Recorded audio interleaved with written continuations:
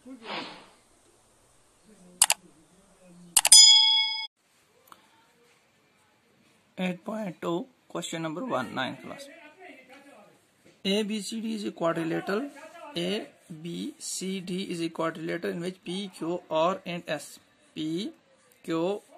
S are the midpoints of the side AB, BC, CD and DA. ABC एक triangle है, P जो mid point AB का है, Q BC का, R CD का और S DA का, ये सब चारों साइड में इसके मिड पॉइंट्स हैं इस क्वाड्रिलेटरल में. A और C जो है एक डायगोनल्स है. शो दैट, अब आपको फर्स्ट पार्ट प्रूव करना है. SR जो है ये AC के पैरेलल भी है एंड SR जो है वो AC के हाफ है, यानी SR इसको बताना है आपको कि ये इसके पैरेलल में भी आता है और SR जो है ये AC के आधे में है यानी हाफ है, यानी SR जो है ये हाफ ऑफ AC है. ठीक है. फिर PSR को इक्वल बताना है सेकंड पार्ट में PQ के, और फिर PQRS को बताना है कि ये पैरेललोग्राम भी है. तो ये सीक्वेंस में आएंगे. सबसे पहले जो पार्ट है हमारे पास वो है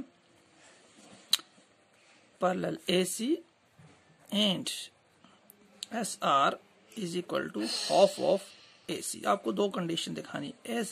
SR जो है वो इसके पैरेलल में भी है और SR जो है वो हाफ ऑफ AC भी है. देखिए इसके लिए हम लेंगे ये triangle ADC. In triangle ADC. ठीक है. ADC में क्या है कि अगर आप देखें ये S जो है इस साइड का मिड पॉइंट है और R जो है इस साइड का, जो ट्रायंगल का ये साइड है इसका मिड पॉइंट है और ये इसकी लॉन्गेस्ट साइड है AC. ये फिलहाल आप भूल जाइए कि ये डायगोनल है, यानी हमने ये ट्रायंगल लिया तो ये इसका साइड है AC. तो हमारे पास एक थ्योरम है. थ्योरम ये है, आप ध्यान रखिए, आपने पढ़ी भी होगी कि जब ट्रायंगल के दो साइड में मिड पॉइंट्स हों और वहां पे एक लाइन ज्वाइन, यानी मिड पॉइंट है ये मिड पॉइंट, हमने एक लाइन ज्वाइन की, तो ये जो लाइन बन गई ये वाली लाइन जो होती है ये थर्ड साइड के पैरेलल भी होती है. ध्यान रखना, ये फॉर्मूला, ये रूल है हमारे पास थ्योरम में कि ये जो मिड पॉइंट को ज्वाइन करती हुई लाइन है ये थर्ड साइड को पैरेलल भी होती है, यानी थर्ड साइड के बिल्कुल पैरेलल में भी होती है और थर्ड साइड के हाफ होती है. यानी थर्ड साइड जो होता है वो SR का दुगना होता है, मतलब जो ये वाली ज्वाइन कर रही है मिड पॉइंट ये पैरेलल में भी है और उसके हाफ में भी है.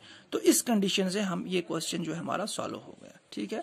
तो अब चलते हैं. देखिए ADC में क्या है, S एंड R जो है क्या है, mid points. Mid points of side DA and DC respectively. ठीक है. इस ट्रायंगल के अंदर S DA का मिड पॉइंट है और R DC का मिड पॉइंट है, ये हमारे पता है. तो इस कंडीशन में जब मिड पॉइंट्स होते हैं और ज्वाइन करते हैं तो ये इस थर्ड साइड के पैरेलल में भी होगी और उसके हाफ होगी. ठीक है.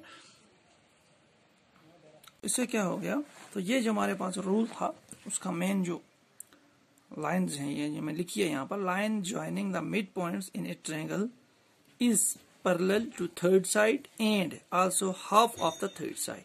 जब भी ट्रायंगल में मिड पॉइंट को कोई लाइन ज्वाइन करती है वो थर्ड साइड के पैरेलल होती है और उसके हाफ होती है. ये हमारा फर्स्ट पार्ट प्रूफ हो गया. इसी से ही प्रूफ हो गया सेकंड पार्ट. अब चलते हैं नेक्स्ट पार्ट की तरफ.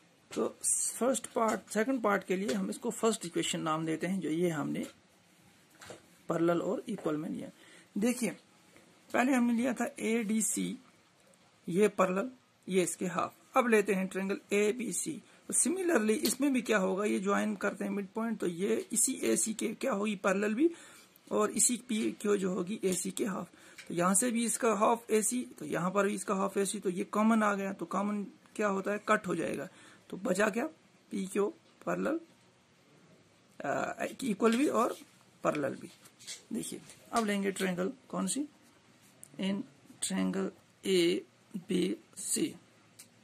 ठीक है. ABC में भी क्या होगा, सिमिलरली लिखने की जरूरत नहीं है. इन ट्रायंगल ABC चूंकि P एंड Q जो मिड पॉइंट्स हैं तो इसमें हम लिखेंगे PQ parallel AC and PQ is equal to half of AC. ठीक है. तो ये भी यही वाला लिखना है. इसमें भी हमने यही लिखा, लाइन जो है mid point triangle is parallel to third side and also half of third side as अब, बिल्कुल ऊपर जिस तरह हमने प्रूव किया उसी तरह हमको ये भी प्रूव हो सकता है। अब हम लेंगे from equation first and second, ठीक है। अब चूंकि हमें इक्वल दिखाना है तो यहां हम इक्वल वाला लेंगे, ठीक है। फर्स्ट इक्वेशन में इक्वल क्या है, S R equal A C,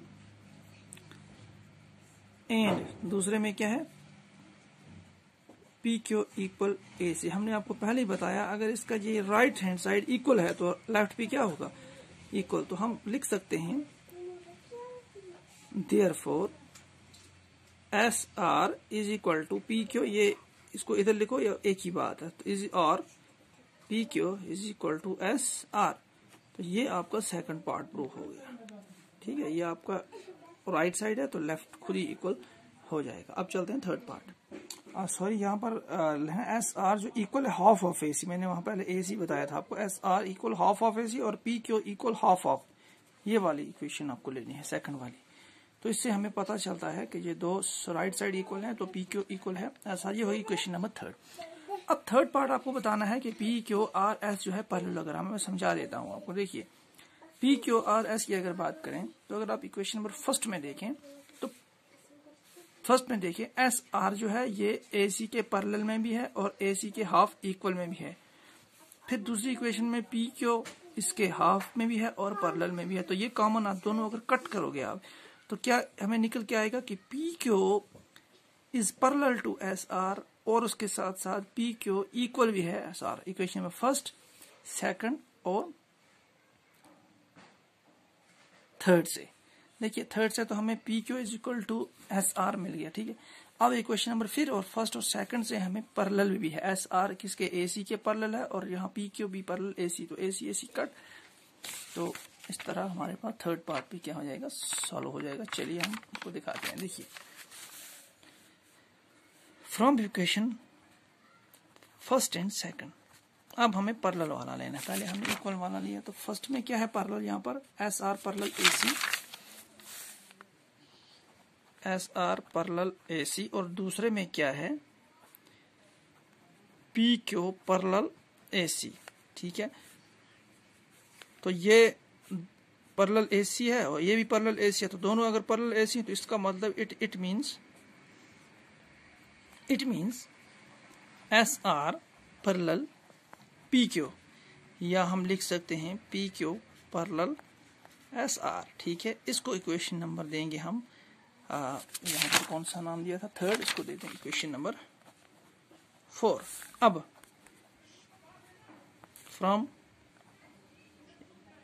equation number third and 4, equation number 3 और 4 जो है, इससे अगर देखो तो 3 में हमारे पास क्या आया था, P Q is equal to S R, and fourth में क्या आ गया, P Q parallel S are.